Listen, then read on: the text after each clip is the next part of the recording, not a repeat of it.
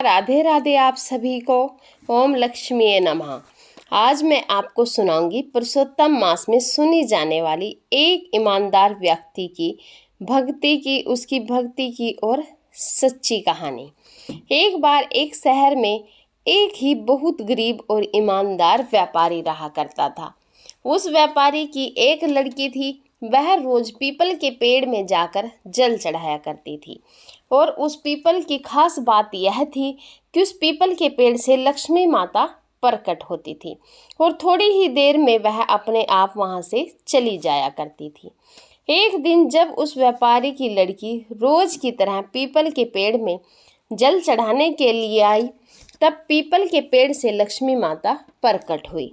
लक्ष्मी माता ने व्यापारी की लड़की से कहा कि क्या तुम मेरी दोस्त बनोगी? लेकिन उस व्यापारी की लड़की ने कहा कि पहले मैं घर जाकर अपने पिताजी से पूछ लूं, फिर उसके बाद आपको बताऊंगी। जिसके बाद उस व्यापारी की लड़की घर गई। घर पहुंचकर उसने अपने पिताजी से कहा कि आज जब मैं पीपल में जल चढ़ा रही थी, तब लक्ष्मी माता वहां पर प्रकट हुई और उन्होंने मुझसे कहा कि तुम मेरे साथ दोस्ती करोगी।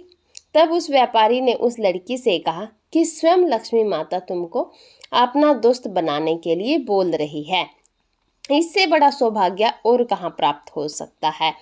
तुम उनको अपना दोस्त बना लो।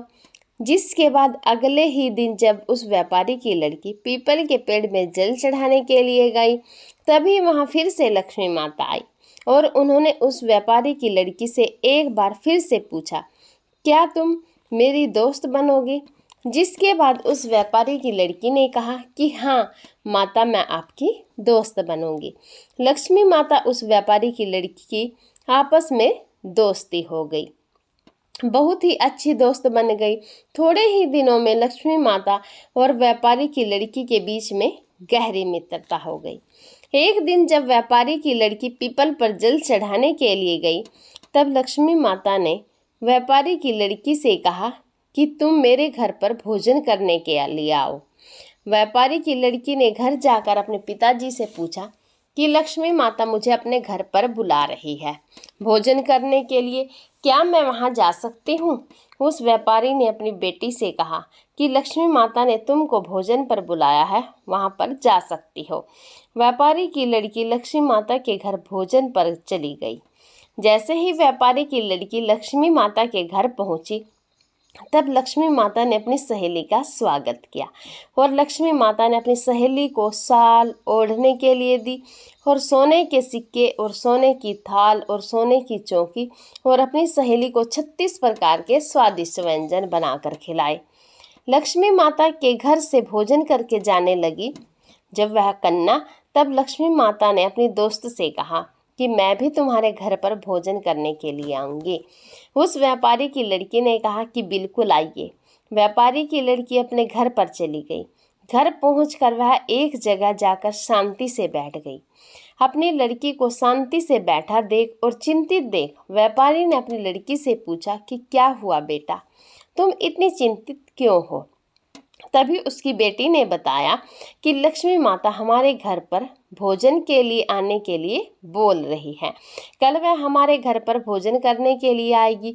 उन्होंने तो मेरा स्वागत बहुत बहुत अच्छे तरीके से किया और मुझे सोने के सिक्के, सोने की थाल, सोने की चौकी और 36 प्रकार के स्वादिष्ट व्यंजन बनाकर खिलाए, लेकिन मैं उनको क्या खिलाऊंगी? हमारे पास तो कुछ भी नहीं है।